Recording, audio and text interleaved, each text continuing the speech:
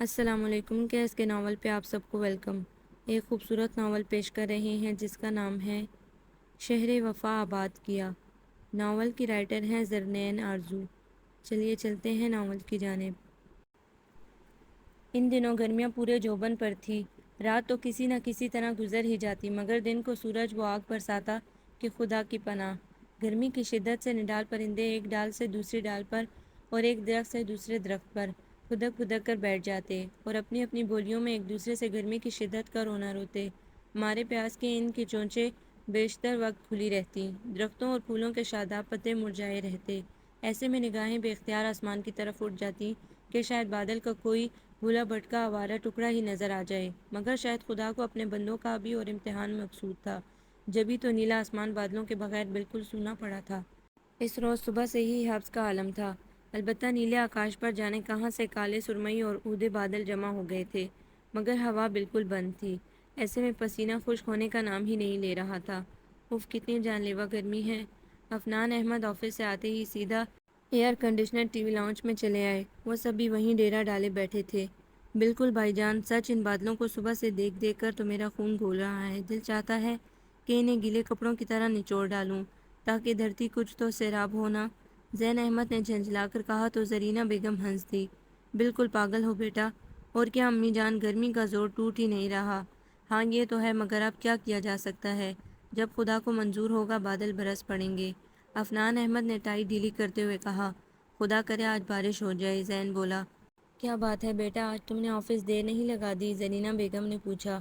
بس امی، آج کام کچھ زیادہ تھا، اور ویسے بھی شام کو مجھے فنکشن میں جانا ہے، اس لیے گھر کپڑے بدلنے آ گیا۔ وہ مسکرائے۔ بیٹا اتنا کام مت کیا کرو، کچھ اپنی صحت کا خیال بھی تو کرو، اور ویسے بھی میرے خیال میں تمہیں اب گھرداری کا بوجھ سنبھال لینا چاہیے۔ سنبھال تو رکھا ہے امی، میں تمہیں اپنا گھر سنبھالنے کے بارے میں کہہ رہی ہوں۔ شادی کر لو، یوں کب تک آزاد پھرتے رہو گے؟ مگر امی، اب کیا میں اس عمر میں شادی کرتا اچھا لگوں گا؟ اب زین کی فکر کریں۔ کیوں، تمہاری عمر کو کیا ہوا ہے؟ خیر سے 34 برس بھی بھلا کوئی عمر ہوتی ہے؟ ایک سے ایک اچھی لڑکی مل سکتی ہے تمہیں۔ نہیں امی، اب دل نہیں چاہتا شادی کرنے کو، وہ اٹھتے ہوئے بولے۔ بھائی جان، اگر آپ کہیں تو میں کوئی لڑکی تلاش کروں آپ کے لیے، زین نے مسکرا کر کہا۔ اب تم اپنے لیے کرو یہ نیک کام۔ امی میں ذرا دیر سونے جا رہا ہوں، آپ مجھے 5 بجے اٹھا دیجیے گا۔ وہ اپنے کمرے کی طرف بڑھ گئے۔ عفنان احمد کی زندگی ایک ہی ڈھب سے گزر رہی تھی۔ آفس جانا، لائبریریوں سے کتابیں لا کر پڑھنا، اخباروں کا مطالعہ کرنا، دوستوں کے گھر چلے جانا یا پھر فنکشن اٹینڈ کر لینا، بس یہی کچھ تھا ان کی زندگی میں۔ ویسے تو ان کی زندگی بھائی بہنوں میں مسرتوں کے درمیان گزر رہی تھی۔ وہ خود 4 بہن بھائیوں میں سب سے بڑے تھے، لیکن ان کی شادی ابھی تک نہیں ہوئی تھی۔ ایک بھائی اور دونوں بہنوں کی شادی ہو چکی تھی۔ چھوٹی بہن شادی کے بعد امریکہ چلی گئی تھی، اور بھائی شہزاد اپنی بیوی کے ساتھ انگلینڈ میں مقیم تھا، جبکہ زین ان کے ساتھ ہی تھا۔ وہ تعلیم سے فارغ ہو کر نوکری کی تلاش میں تھا۔ عفنان احمد کی شادی اب تک اس وجہ سے نہیں ہو سکی تھی کہ جب بھی کوئی لڑکی انہیں پسند آتی وہ گھر والوں کو ناپسند ہوتی، اور جو لڑکی گھر والوں کو پسند ہوتی وہ خود عفنان احمد کی نگاہ میں نہ سماتی۔ بس یوں ہی وقت گزرتا رہا۔ وہ اب 34 سال کے تھے۔ اس عمر میں عام طور پر مرد شادی کرتے ہیں، مگر جانے ان کے ذہن میں کیسے یہ بیٹھ گیا تھا کہ وہ عمر میں بڑھتے جا رہے ہیں، اس لیے کسی بھی کم عمر لڑکی سے شادی کرنا انہیں زیب نہیں دیتا۔ حالانکہ انہیں ایک سے ایک خوبصورت اور کم عمر لڑکی مل سکتی تھی۔ وہ شکل و صورت اور عہدے کے لحاظ سے ہر حال میں بہتر تھے۔ ان کی شخصیت بہت پروقار اور جاذب نظر تھی۔ ان کی بڑی بڑی بھوری آنکھوں میں ایک خاص قسم کی مقناطیسیت تھی، جس کی طرف ہر لڑکی کھینچی چلی آتی تھی، مگر انہوں نے آج تک کسی کو بھی لفٹ نہیں کروائی تھی۔ کپڑے تبدیل کرتے ہوئے انہیں ایک دم خیال آیا کہ آج گاڑی تو زین کو چاہیے ہوگی۔ وہ باہر نکلے تو زین سے ان کی مڈبھیڑ ہو گئی۔ بھائی جان، گاڑی چھوڑ جائیں گے نا آپ؟ زین بولا۔ ہاں لے جاؤ، مگر تم ایسا کرو، مجھے احسن کے ہاں ڈراپ کر دو، پھر میں اس کے ہمراہ فنکشن میں چلا جاؤں گا اور واپسی پر بھی وہی مجھے چھوڑ جائے گا۔ اوکے۔ اور رات کو جب فنکشن ختم ہونے کو آیا تو اچانک موسلا دھار بارش شروع ہو گئی۔ بادل آخر کار اپنا رنگ دکھا ہی گئے۔ پروگرام کا آخری حصہ خاصی افراتفری میں ختم ہوا۔ پھر جب وہ گھر لوٹے تو گیٹ کھلا ملا۔ شاید زرینہ بیگم نے ان کے انتظار میں کھلا رہنے دیا تھا۔ احسن کو خدا حافظ کہنے کے بعد وہ سیڑھیاں چڑھ کر اوپر آ گئے اور ہولے سے دروازہ کھٹکھٹایا۔ دروازہ کھلا تو عفنان احمد ٹھٹک کر رہ گئے۔ نامانوس چہرہ، اجنبی نگاہیں۔ اوہ ہاں، زین نے گاڑی بھی تو اسی لیے مجھ سے مانگی تھی کہ ان لوگوں نے آنا تھا۔ انہوں نے سوچتے ہوئے اس پر ایک سرسری سی نگاہ ڈالی۔ سبز رنگ کے کپڑوں میں ملبوس خوبصورت گھنیری پلکیں اٹھائے وہ انہیں حیرت سے دیکھ رہی تھی۔ گندمی رنگت دمک رہی تھی۔ پہلی ہی نظر میں وہ ان کی آنکھوں کے راستے دل میں سما گئی۔ فرمائیے، کس سے ملنا ہے آپ کو؟ اس کی مترنم سی آواز نے انہیں چونکا دیا۔ انہوں نے شرمندہ ہو کر نگاہیں جھکا لی۔ کتنی بری حرکت کر بیٹھے تھے وہ۔ بے شک وہ ان کے لیے اجنبی تھی، مگر یوں دروازے کے بیچوں بیچ اس پر نگاہیں جما کر کھڑے رہنا کسی صورت بھی مناسب نہیں تھا۔ جی میں اسی گھر میں رہتا ہوں، وہ اپنی خفت مٹانے کو بولے۔ اوہ! اس کے منہ سے اسی قدر نکلا اور عفنان احمد اندر چلے آئے۔ السلام علیکم آنٹی، انہوں نے جھک کر سلمیٰ بیگم کو آداب کیا۔ وعلیکم السلام بیٹے، پہچانا مجھے؟ مگر نہیں، تم کیسے پہچان سکتے ہو؟ تم تو بہت چھوٹے تھے جب مجھ سے ملے تھے، سلمیٰ بیگم نے مسکرا کر کہا۔ بیٹا یہ صہبا ہے، زرینہ بیگم نے کہا تو انہوں نے پلٹ کر اس کی طرف دیکھا۔ اتنی رات تک جاگنے سے اس کی غلافی آنکھوں میں نیند کا خمار اتر آیا تھا۔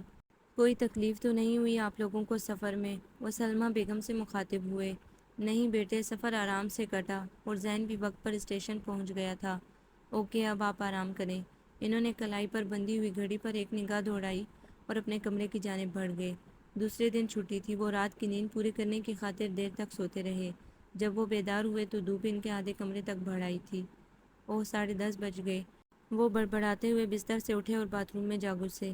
غسل کر کے جب وہ ڈائننگ روم میں آئے تو ڈائننگ ٹیبل کو بالکل صاف پایا۔ وہ سب جانے کب کا ناشتہ کر چکے تھے۔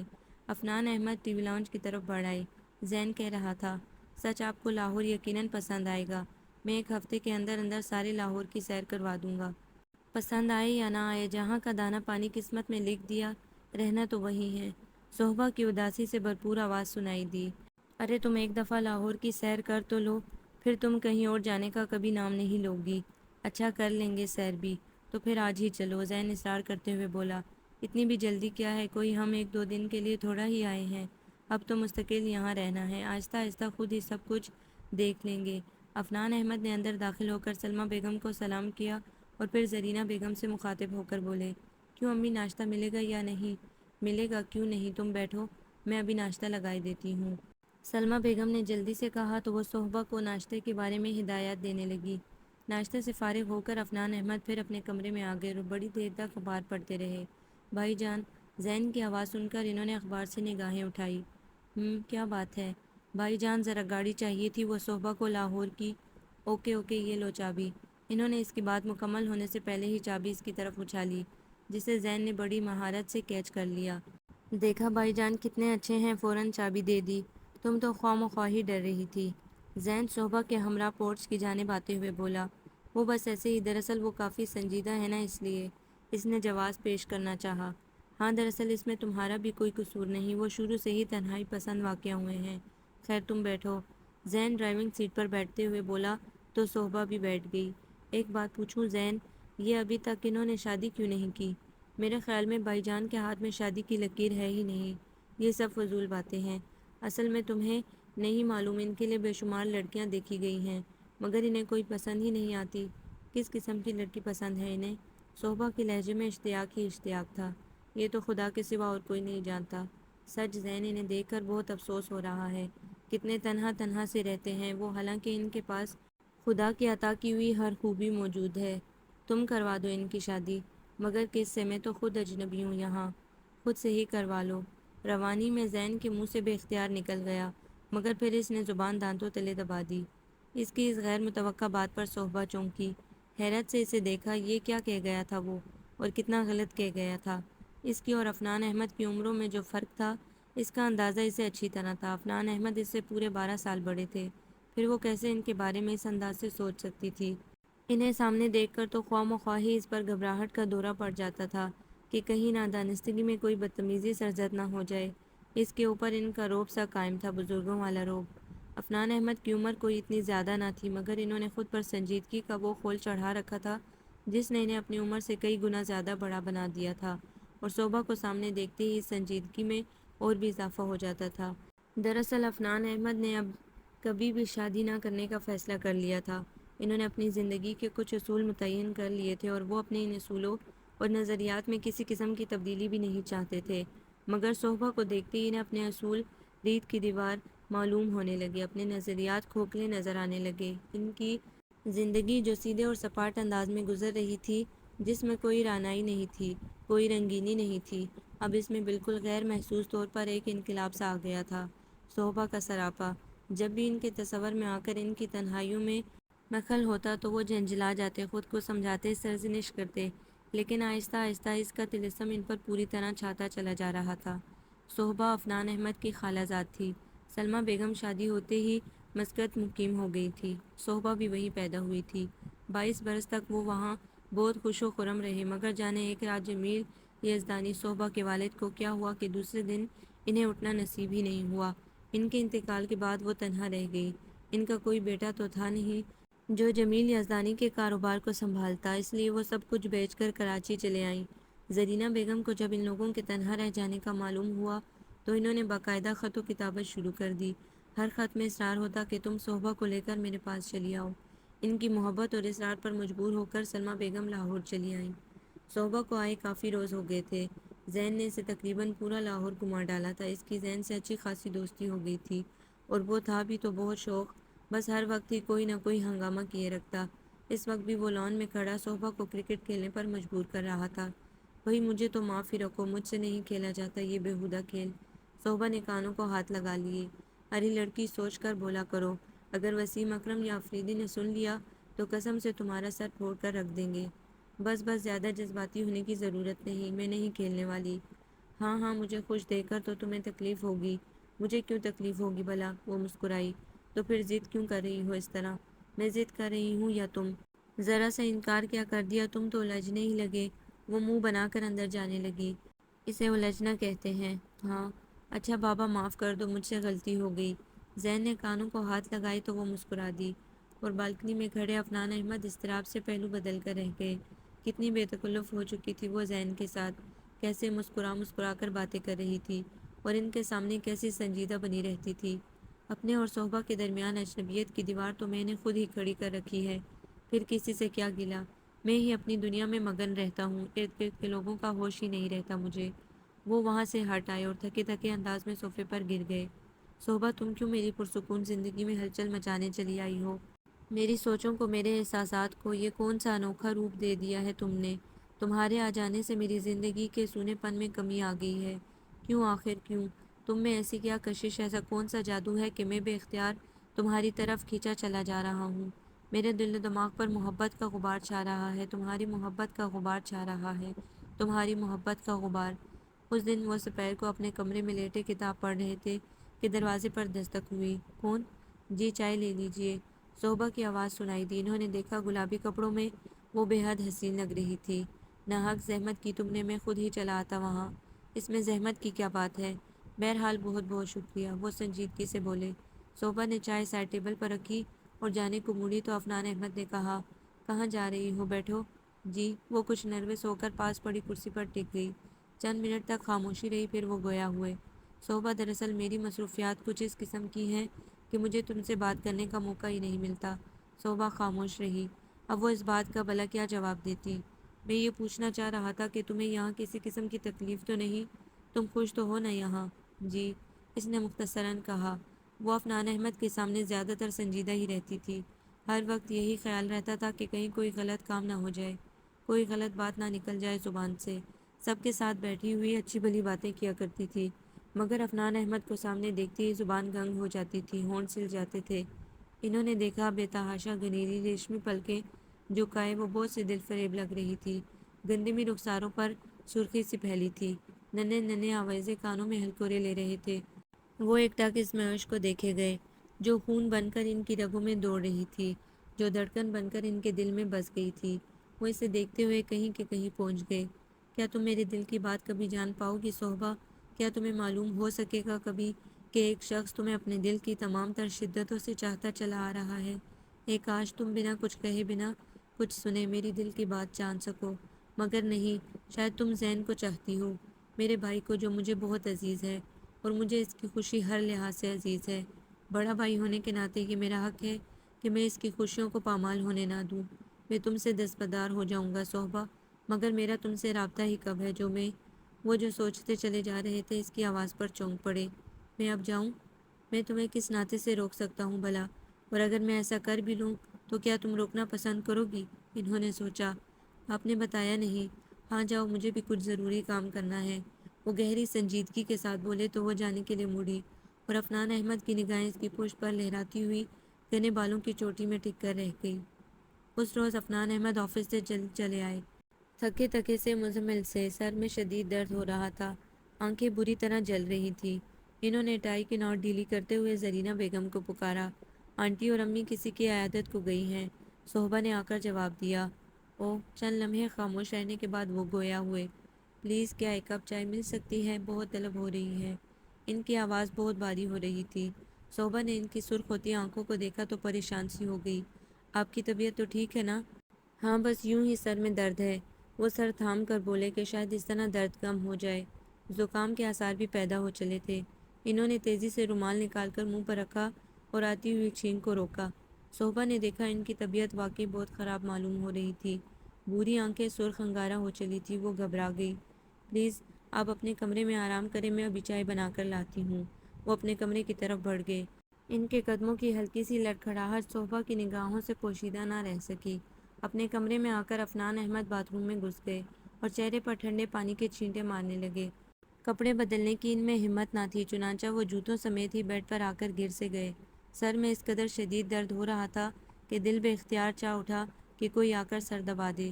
بے چینی اس قدر ہو رہی تھی کہ بیان کرنا مشکل تھا۔ وہ پہلو بدل کر لیٹ گئے اور آنکھیں موند لیں۔ چائے پی لیجئے۔ صہبا کی آواز پر انہوں نے بمشکل اپنی جلتی آنکھیں کھول کر اسے دیکھا اور پھر آنکھیں بند کر لیں۔ عفنان بھائی، اس نے پریشانی سے پکارا۔ دیکھا بخار کی حدت سے ان کا خوبصورت چہرہ سرخ ہو رہا تھا۔ صہبا کی سمجھ میں نہیں آ رہا تھا کہ کیا کرے۔ گھر میں بھی کوئی نہیں تھا۔ ذہن جانے صبح سے کہاں تھا۔ وہ اس وقت خود کو مکمل طور پر بے بس محسوس کر رہی تھی۔ عفنان بھائی، وہ چھوٹے چھوٹے قدم اٹھاتی ان کے قریب چلی آئی۔ کیا طبیعت زیادہ خراب ہو رہی ہے؟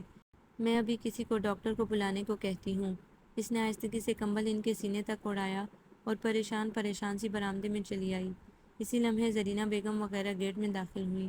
صہبا دوڑ کر ان کے قریب چلی آئی اور عفنان احمد کی طبیعت کی خرابی کا بتایا۔ تم ڈاکٹر کو فون کرو، زرینہ بیگم نے گھبرا کر کہا اور تیزی سے عفنان احمد کے کمرے میں آ گئی۔ محبت سے ان پر جھکتے ہوئے ان کی جلتی پیشانی پر بوسہ دیا اور پٹی پر بیٹھتے ہوئے ان کے سینے پر ہاتھ رکھ کر پریشان نظروں سے انہیں دیکھنے لگی۔ اوہو امی، آپ تو خواہ مخواہ ہی پریشان ہو جاتی ہیں۔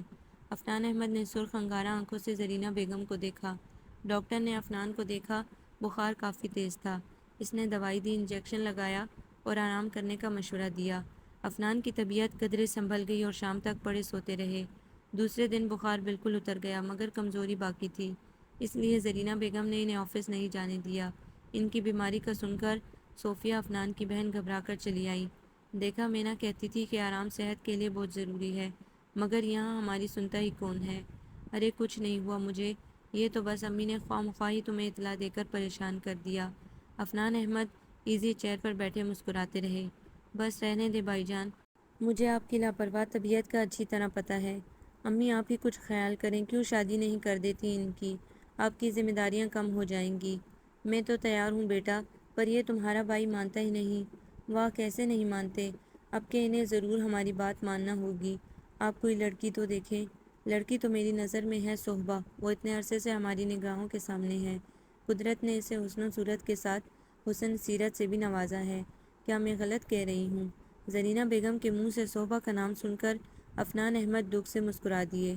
امی میری بھولی امی، آپ نہیں جانتی کہ صہبا زین کو پسند کرتی ہے، پھر میں کیسے بھائی کے زخموں پر اپنی خوشیوں کا تاج محل کھڑا کر سکتا ہوں؟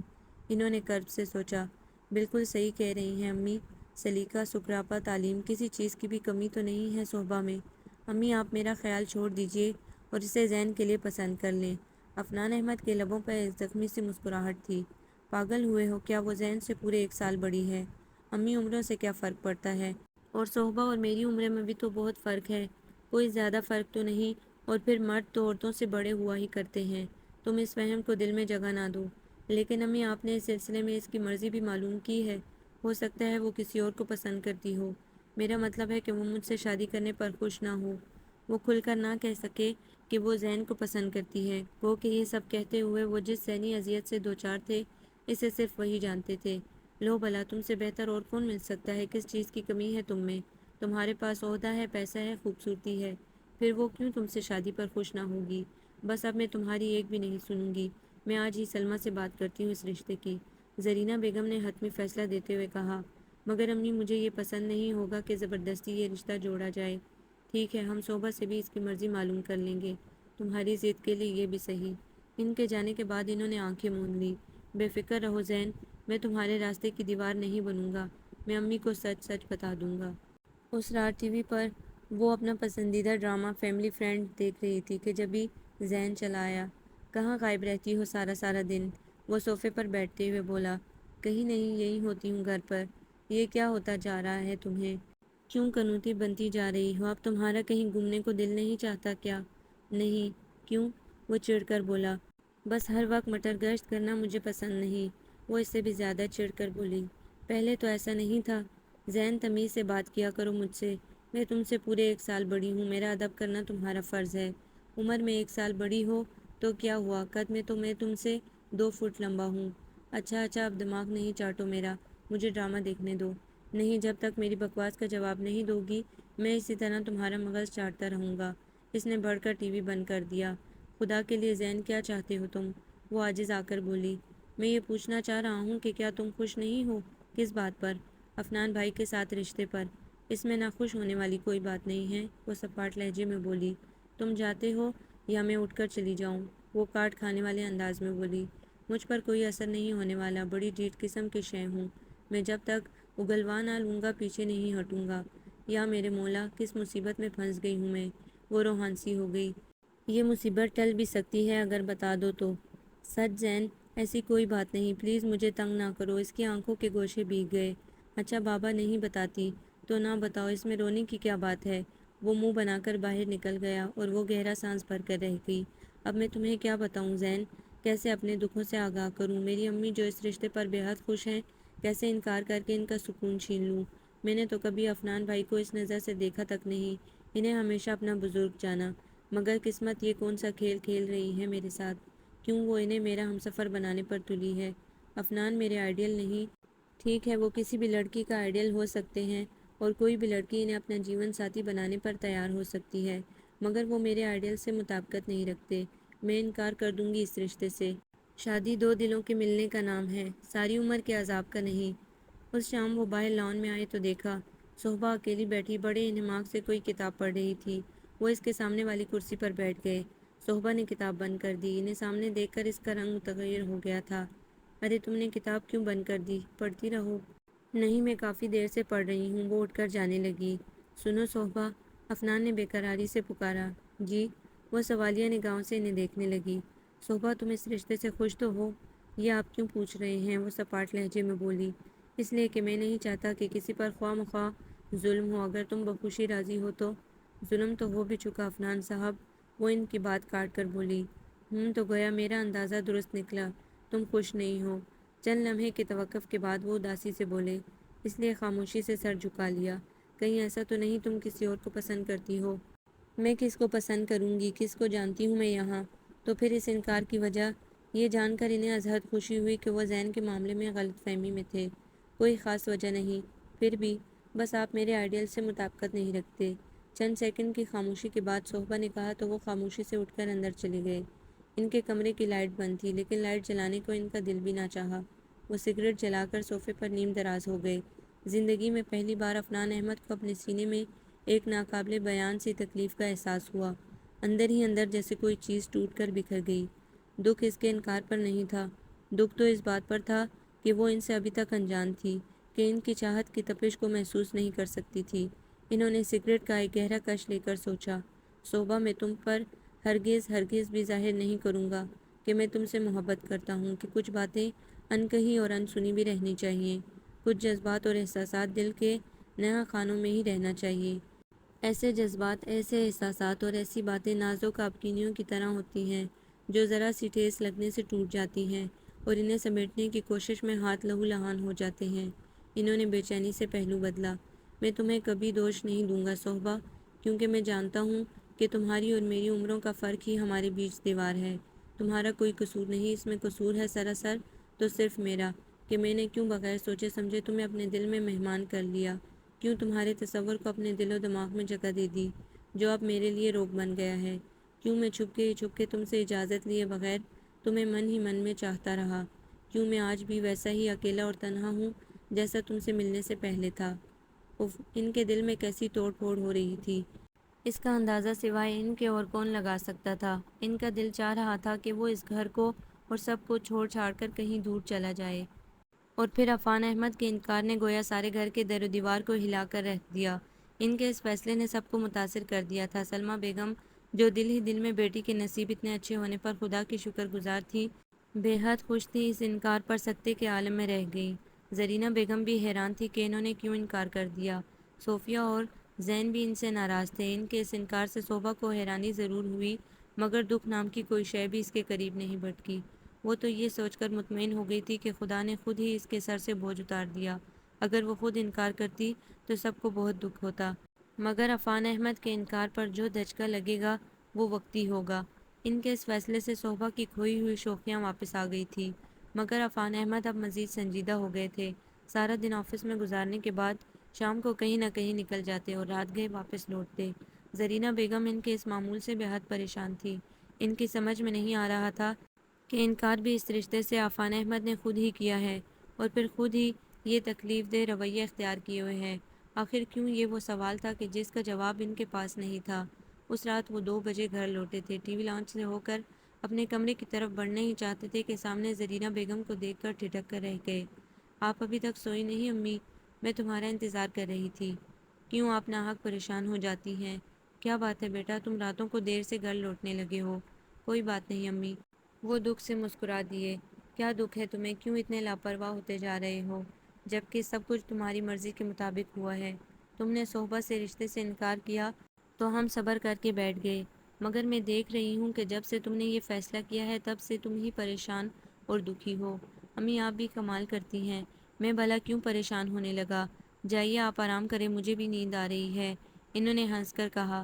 اپنی ہنسی کے کھوکھلے پن کو محسوس کر کے ان کا دل رو پڑا، مگر زرینہ بیگم نے کچھ کہنا چاہا۔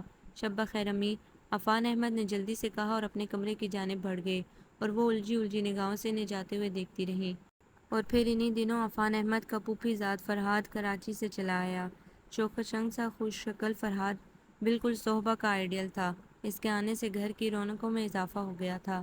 فرہاد کی طبیعت میں کھلنڈرا پن تھا جو صحبہ کو بے حد پسند تھا۔ چند ہی دنوں میں وہ ایک دوسرے سے بے حد فری ہو چکے تھے، اور جب ان دونوں کی کمپنی میں زین بھی شامل ہوتا تو زندگی سے بھرپور کہہ کے ہر طرف گونجا کرتے۔ عفان احمد نے محسوس کیا فرہاد کی نگاہوں میں صحبہ کے لیے بڑی دلچسپی تھی، پسندیدگی تھی، اور صحبہ بھی اس کی سنگت میں بے حد خوش تھی۔ جب تک وہ سامنے رہتا اس کے عارض کے گلاب کھلے رہتے، پلکیں حیا سے جھکی رہتی اور لبوں پہ خوبصورت سی مسکراہٹ کھیلتی رہتی۔ عفان احمد یہ سب دیکھتے مگر دل محسوس کر رہ جاتے کہ اس کے سوا وہ اور کر ہی کیا سکتے تھے۔ انہیں اپنی خاموشی اور یک طرفہ چاہت کی بربادی پر بہت افسوس تھا، مگر وہ اپنے دل کا دکھڑا کہتے بھی تو کس سے؟ لہٰذا وہ سب کچھ دیکھتے ہوئے بھی اندھے بن گئے، سب کچھ سنتے ہوئے بھی بہرے بن گئے۔ اس روز عفان احمد نے باہر جانے کا پروگرام بنایا تھا۔ کوریڈور سے گزرتے ہوئے فرہاد کے کمرے کے قریب ہی انہیں رک جانا پڑا۔ صحبہ فرہاد کے کمرے میں ہی تھی۔ اس سے پہلے کہ عفان فرہاد کے کمرے میں داخل ہوتے، ان کے کانوں میں صحبہ کی آواز آئی۔ وہ باہر ہی رک گئے۔ صحبہ کہہ رہی تھی، تو پھر آپ اپنی امی سے بات کریں نا۔ یہ بھی کوئی کہنے کی بات ہے پگلی، میں آج ہی امی کو خط لکھ کر صورتحال سے آگاہ کرتا ہوں، فرہاد نے محبت سے چور لہجے میں کہا۔ سچ؟ صحبہ کی شرمائی ہوئی آواز آئی۔ سچ صحبہ، جب میں تم سے نہیں ملا تھا تو میری زندگی ایک ہی ڈگر پر چلتی جا رہی تھی، نہ کوئی امنگ تھی اس میں اور نہ کوئی رعنائی، مگر اب مجھے یہ کہنے میں کوئی باک نہیں کہ تمہارے آنے سے زندگی میں بہار آ گئی ہے۔ اچھا، صحبہ مسکرائی۔ میرے ذہن میں بالکل تمہاری طرح کا ہی ایک آئیڈیل تھا جس کی میں دن رات تلاش کرتا تھا، مگر اب خدا کا شکر ہے کہ اس نے میری دلی مراد پوری کر دی ہے۔ فرہاد تمہاری امی مان جائے گی نا؟ صحبہ کے لہجے میں انجانے خدشوں کی دمک تھی۔ کیوں نہیں مانے گی؟ میں ان کا اکلوتا بیٹا ہوں اور وہ اپنے بیٹے کو ناراض کرنا قطعی پسند نہیں کریں گی، اور اگر بالفرض وہ نہ بھی مانیں گی تو صحبہ یہ فرہاد کا تم سے وعدہ ہے کہ وہ پھر بھی تمہارا رہے گا۔ سچ کہہ رہے ہو فرہاد؟ ہاں، میں ہر قیمت پر تم سے شادی کروں گا۔ عفان احمد پھر اندر نہیں گئے، آہستہ قدموں سے اپنے کمرے میں لوٹ آئے، لیکن ان کی سوچیں منتشر ہو گئی تھی۔ مبارک ہو صحبہ کہ تمہیں تمہارا آئیڈیل مل گیا۔ میری یہی دعا ہے کہ تم زندگی کے ہر قدم پر یوں ہی مسکراتی رہو، غم کی ہوائیں تمہیں چھو بھی نہ پائیں۔ میرا کیا ہے، میں بھی زندہ رہ لوں گا کسی نہ کسی طرح۔ اتنی کٹ گئی ہے جو یہ تھوڑی سی باقی ہے یہ بھی گزر جائے گی۔ اس دن موسم بے حد خوشگوار ہو رہا تھا، بارش تھم چکی تھی، پانی کے قطرے ابھی تک برآمدے کے ڈھلوانی چھت سے ٹپک رہے تھے، بادلوں کے سفید اور سیاہ ٹکڑے آسمان کی وسعتوں میں آوارہ گھوم رہے تھے، کبھی ایک دوسرے میں اپنا وجود گم کر دیتے اور کبھی بے دردی سے ایک دوسرے سے جدا ہو جاتے۔ فضا میں مدھم سا اندھیرا گھلا تھا، رنگ برنگے پھول نم آلود ہواؤں کی چھیڑخانی سے لطف اندوز ہو رہے تھے۔ ایسے میں عفان احمد اپنے کمرے کی کھڑکی میں کھڑے باہر کے خوبصورت نظاروں میں گم تھے کہ دفتن چونک کر مڑے۔ سامنے فرحاد اور زین دونوں کھڑے تھے۔ ارے بھائی خیریت، یا آپ لوگ کیسے چلے آئے اس وقت؟ عفان احمد نے مسکرا کر سگریٹ سلگائے ہوئے کہا۔ خیریت ہی ہے جناب، ہم نے لانگ ڈرائیو کا پروگرام بنایا ہے، لہٰذا آپ بھی چلیے۔ فرحاد نے بھی جواباً مسکرا کر کہا۔ سوری یار، مجھے تو معاف ہی رکھو، ایک دو ضروری کام ہے جو مجھے نپٹانے ہیں۔ انہوں نے خوبصورتی سے بہانہ بنایا۔ نہیں جناب، کوئی بہانہ نہیں بنے گا، جب سے میں آیا ہوں آپ کوئی نہ کوئی ضروری کام کا کہہ کر ٹال دیتے ہیں، مگر آج آپ کو ہر قیمت پر ہمارے ساتھ چلنا ہوگا۔ فرحاد نے اصرار کیا تو وہ نہ چاہتے ہوئے بھی چلنے کو تیار ہو گئے۔ کپڑے بدل کر جب عفان احمد پورچ میں آئے تو صوبہ کو بھی وہاں کھڑے پایا۔ وہ ہنس ہنس کر فرحاد اور زین سے باتیں کر رہی تھی، انہیں آتے دیکھ کر خاموش ہو گئی۔ اس نے دیکھا آف وائٹ عوامی سوٹ میں وہ ہمیشہ کی طرح شاندار لگ رہی تھی، خوبصورت بوری آنکھوں کی گہرائی میں جانے کیسی سوگواری تھی کہ ایک لمحے کو وہ اپنی زیادتی پر پشیمان ہو گئی۔ کچھ بھی ہو، اس نے عفان احمد جیسے وجیح اور سنجیدہ سے شخص کو ٹھکرا کر بہت ظلم کیا تھا، خود ان پر جو پہلی بار شادی کے لیے رضامند ہوئے تھے، مگر یہاں بھی قسمت نے ان کا ساتھ نہیں دیا تھا۔ عفان احمد نے ڈرائیونگ سیٹ سنبھال لی تھی، زین ان کے برابر بیٹھ گیا تھا جبکہ فرحاد صوبہ کے سنگ پیچھے تھا۔ کہاں لے چلوں؟ عفان احمد نے کار سٹارٹ کر کے ہمیشہ کی طرح سنجیدگی سے پوچھا۔ کہیں بھی لے چلیں، اتنا بڑا لاہور ہے، یا سڑکوں کو ناپتے رہیے؟ پیچھے سے فرحاد نے کہا تو انہوں نے سر ہلایا۔ تم کب واپس جا رہے ہو فرحاد؟ زین نے گردن گھما کر اس سے پوچھنا چاہا۔ بس 2-1 دن تک چلا جاؤں گا، ویسے امی نے بھی فون کر کے آنے کو کہا ہے، جانے کیا بات ہے؟ کوئی ضروری بات ہی ہوگی، زین نے کہا۔ ہاں مجھے بھی یہی شک ہے، مگر تم لوگ فکر نہ کرو، 1 ہفتے تک میں دوبارہ چکر لگاؤں گا امی کے ساتھ۔ فرحاد نے گہری گہری نگاہوں سے خاموش بیٹھی صوبہ کو دیکھ کر کہا تو وہ اس کا مطلب سمجھ کر کانوں کی لوؤں تک سرخ پڑ گئی۔ عفان احمد نے بیک ویو مرر سے اس پر نگاہ ڈالی، شرم سے سرخ چہرہ لیے وہ بہت حسین لگ رہی تھی، گھنیری پلکیں گلابی رخساروں پر لرز رہی تھی۔ ان کے دل میں درد جاگ اٹھا، کتنی ذہنی اذیت سے دوچار تھے، وہ تو ان کی اولین خواہش تھی، مگر شاید قسمت ان کا ساتھ دینا نہیں چاہتی تھی۔ ویسے فرحاد چکر کیا ہے، یہ آنٹی کے ساتھ دوبارہ آنے کی کیا ضرورت پیش آ گئی؟ زین نے پوچھا۔ بس یار اپنی ایک امانت لینے آؤں گا۔ امانت؟ کس قسم کی امانت؟ ہے ایک بڑی پیاری چیز، کہیں یہ کوئی زنانہ امانت تو نہیں؟ کوئی لڑکی وڑکی؟ زین مسکرایا۔ ہاں بس کچھ ایسا ہی سمجھ لو۔ کون ہے وہ یار؟ ہم سے ہی اتنی رازداری، اتنے بے قرار کیوں ہوئے جا رہے ہو؟ وقت آنے پر خود ہی پتہ چل جائے گا، فرحاد نے شوخی سے کہا۔ وہ لوگ بار بار مسکرائے جا رہے تھے۔ عفان احمد دل نہ چاہنے کے باوجود خاموشی سے ڈرائیونگ کرتے رہے، ورنہ ان کا دل تو چاہ رہا تھا کہ اس گاڑی سے جلد از جلد اتر جائیں۔ ان دونوں کی باتیں سن سن کر ان کے دل میں بڑی چبھن ہو رہی تھی، انہیں نہ تو ان کی ہنسی اچھی لگ رہی تھی اور نہ باتیں، پھر بھی وہ جبراً مسکراتے رہے۔ گھر آ کر عفان احمد سیدھے اپنے کمرے میں چلے آئے اور سگریٹ جلا کر صوفے پر نیم دراز ہو گئے۔ چند ہی سیکنڈ گزرے ہوں گے کہ زین ان کے کمرے میں چلا آیا۔ بھائی جان چلیں، چل کر چائے پی لیجئے، سب آپ کا انتظار کر رہے ہیں، زین نے کہا تو وہ دل نہ چاہنے کے باوجود اٹھے اور ڈرائنگ روم میں چلے آئے۔ سبھی وہاں موجود تھے، وہ خاموشی سے بیٹھ گئے۔ کیا بات ہے بیٹے، تم آج کل بہت خاموش رہنے لگے ہو؟ سلمیٰ بیگم نے محبت سے پوچھا۔ بھائی جان بولتے ہی کب تھے، زین مسکرایا۔ شریر۔ عفان احمد نے مسکراتے ہوئے ایک نگاہ صوبہ پر ڈالی جو کونے والی کرسی پر بیٹھی بلا وجہ ہی میز پر آڑی ترچھی لکیریں بنا رہی تھی۔ شاید فرحاد کے جانے کے خیال سے اداس ہے، عفان احمد نے سوچا اور چائے کا کپ لبوں سے لگا لیا۔ امی یہ فرحاد کب جا رہا ہے؟ انہوں نے پوچھا۔ کل کا کہہ رہا ہے، میں نے کہا ہے کہ ابھی 2-4 دن اور رک جاؤ، مگر وہ رضامند نہیں، زرینہ بیگم نے کہا۔ تم بھی تو کچھ بولو صوبہ، لگتا ہے تم پر بھی بھائی جان کا اثر ہوتا جا رہا ہے، دن بدن سنجیدہ ہوتی جا رہی ہو، زین نے کہا تو وہ صوبہ نے بوکھلا کر عفان احمد کی طرف دیکھا۔ وہ خاموشی سے کپ پر نگاہیں جمائے بیٹھے تھے۔ زین کے بچے بدتمیز، سوچ کر سمجھ کر بولا کرو، اس نے جھک کر سرگوشی کی۔ کیوں، ایسا کیا غلط کہہ دیا میں نے؟ تم پہلے تو اس طرح چپ چپ نہ تھی، تمہیں غلط فہمی ہوئی ہے زین، میں تو ویسی ہی ہوں، ویسی ہی ہوتی تو ابھی چہک نہ رہی ہوتی۔ توبہ ہے تم سے، تو خدا ہی بچائے، ہاتھ دھو کر پیچھے پڑ جاتے ہو، وہ چڑھ کر بولی۔ جی نہیں، بلکہ پورا نہا کر، زین نے کہا تو وہ سب مسکرا دیے۔ فرحاد چائے پر نہیں آیا، کہاں غائب ہے؟ سلمیٰ بیگم نے پوچھا۔ کل کے لیے پیکنگ کر رہا ہے شاید، زین نے کہا، اور پھر وہ خاموشی سے چائے پینے لگے۔ چائے پی کر عفان احمد اٹھ کھڑے ہوئے۔ صہبا ان سے پہلے ہی اٹھ چکی تھی۔ فرحاد کو گئے ہوئے پورا 1 مہینہ ہو گیا تھا، مگر نہ تو اس نے فون ہی کیا تھا اور نہ ہی اپنی امی کے ہمراہ واپس آیا تھا، حالانکہ اس نے چند دنوں بعد ہی واپس لوٹنے کا وعدہ کیا تھا۔ صہبا اس کی طرف سے کوئی اطلاع نہ ملنے پر بے حد پریشان تھی، مگر پھر یہ سوچ کر دل کو تسلی دے لیتی کہ ہو سکتا ہے کہ کوئی ضروری مسئلہ درپیش ہو گیا ہو، مگر ان دنوں بے حد چپ چپ گمسم اور خاموش ہو کر رہ گئی تھی۔ آنکھیں ہر وقت ہی خواہ مخواہ برسنے کو تیار رہتی۔ اس دن بھی وہ لان میں بیٹھی تھی، سامنے کوئی میگزین کھلا ہوا تھا، مگر دماغ کہیں اور پہنچا ہوا تھا۔ ذہن میں بار بار یہی سوال اٹھتا کہ فرحاد نے ابھی تک پلٹ کر خبر کیوں نہیں لی؟ خدا جانے وہ اسے بھول گیا تھا یا پھر کوئی الجھن آن پڑی تھی۔ یہ دیکھو تو بھلا کیا ہے؟ زین نے ایک لفافہ اس کے آنکھوں کے سامنے لہرایا تو وہ چونک پڑی۔ کیا ہے؟ تمہارا خط کراچی سے۔ زین کے کہنے پر اس کا دل دھڑک دھڑک گیا۔ آنکھوں کے سامنے فرحاد کی شبیہ لہرا گئی۔ لاؤ دو، اس نے ہتھیلی زین کے سامنے پھیلا دی۔ او نو، اتنی آسانی سے نہیں دوں گا، پہلے کچھ کھلانے پلانے کا وعدہ کرو۔ زین بلا آسانی سے کہاں کسی کی بات ماننے والا تھا۔ دماغ مت چاٹا کرو، لاؤ دو، وہ زج ہو کر بولی۔ دل نادان فرحاد کے بارے میں جاننے کے لیے بےتاب ہو رہا تھا، اور اگر نہ دوں میری بلا سے میں چلی۔ وہ غصے سے اٹھ کھڑی ہوئی تو زین نے جلدی سے اس کے ہاتھ میں خط تھمایا اور منہ چڑھا کر یہ جا وہ جا۔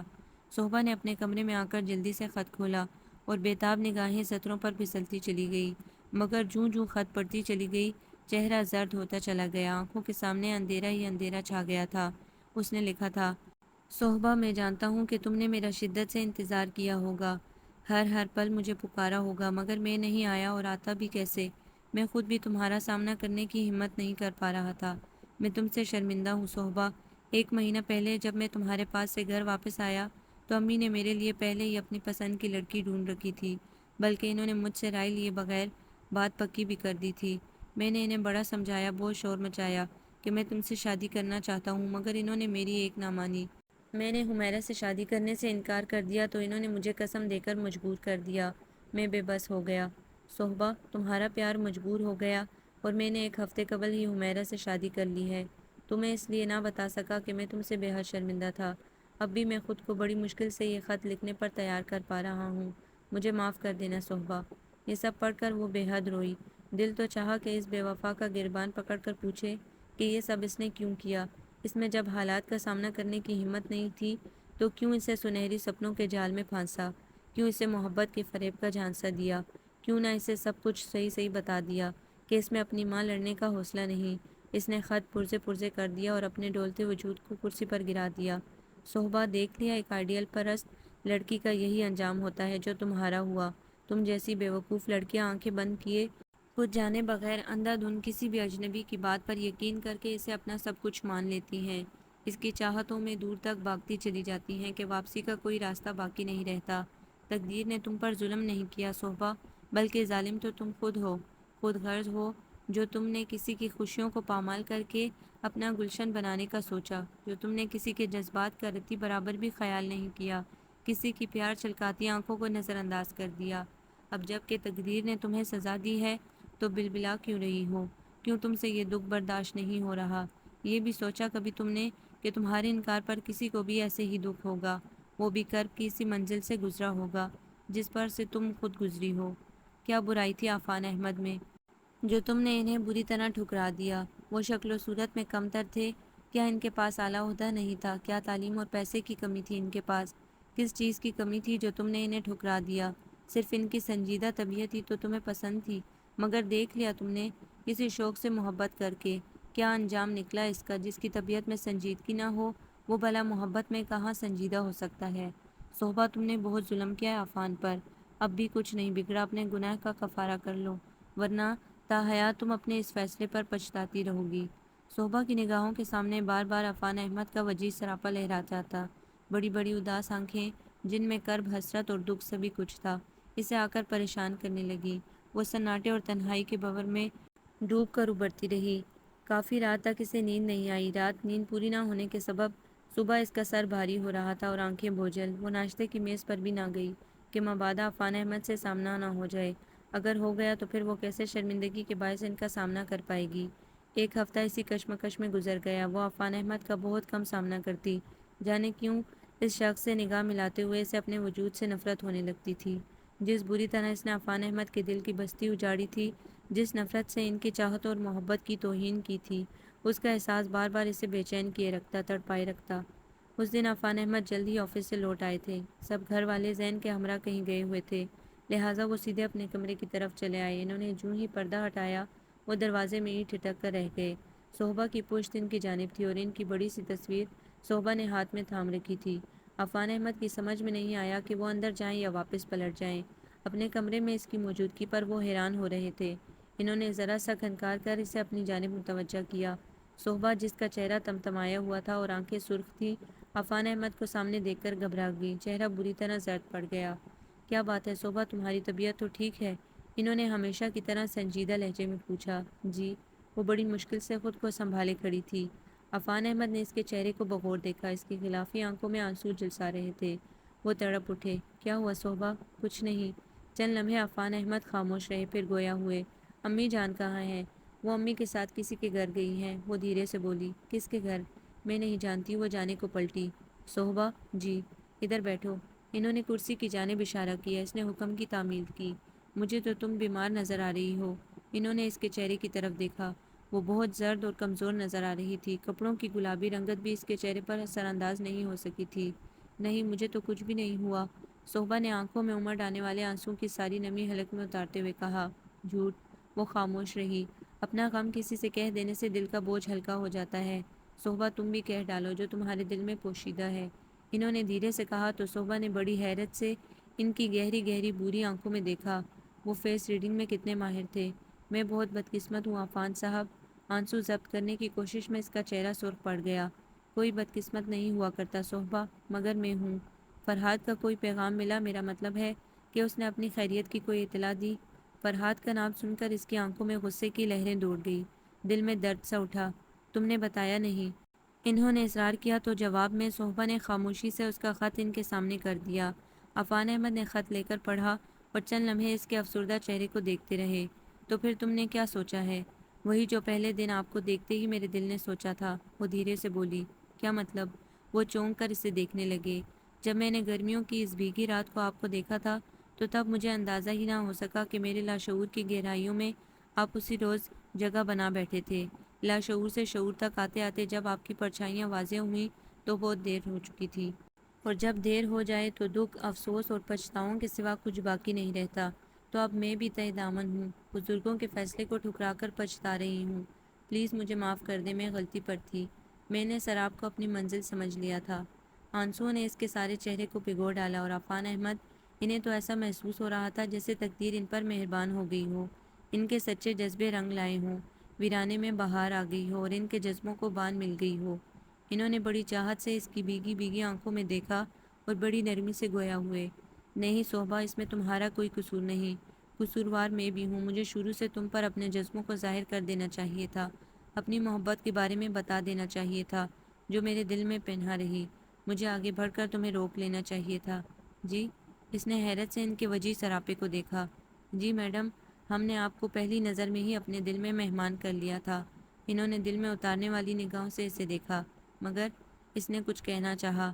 کچھ مت کہو صہبا، بس خاموشی سے میری آنکھوں میں دیکھو، سارے جذبے، ساری بےتابیاں عیاں ہو جائیں گی۔ انہوں نے چاہت سے اس کے سرد ہاتھ تھام لیے۔ انہوں نے دیکھا صہبا کی آنکھوں میں ان کا ہی عکس ڈھول رہا تھا۔ وہ مسکرا دیے۔ آپ کو یہ ناول کیسا لگا؟ کمنٹس میں اپنی رائے ضرور دیں۔ ہمارے چینل کو لائک کریں، سبسکرائب کریں، شیئر کریں۔